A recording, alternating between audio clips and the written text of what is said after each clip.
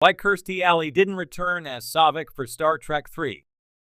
There are conflicting accounts of why Kirstie Alley didn't return as Lieutenant Saavik in the third Star Trek, the original series movie, Star Trek III, The Search for Spock. Star Trek II, The Wrath of Khan was Alley's movie debut, and Saavik was a major role opposite William Shatner's Admiral James T. Kirk and Leonard Nimoy's Captain Spock.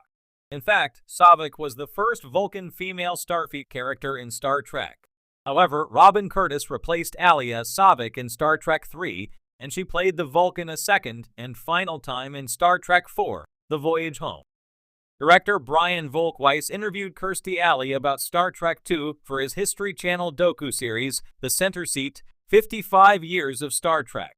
Alley spoke candidly about her time as Saavik in Star Trek II, and she offered some fascinating insight about playing Spock's Vulcan protege. The Cheers actress told Volkweiss that she modeled herself after her idol, Vivien Leigh, and she imbued Saavik with the glamour of Gone with the Wind star.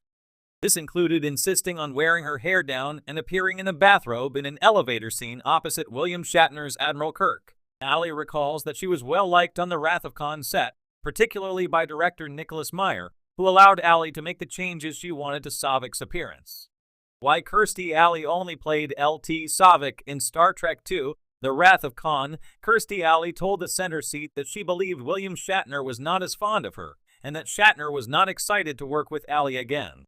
Alley infers it may be because the Admiral Kirk actor felt upstaged by Saavik wearing a bathrobe in their elevator scene together. Alley suspects that Shatner's dislike of her led to Star Trek's producers offering her less money to return as Saavik for Star Trek III.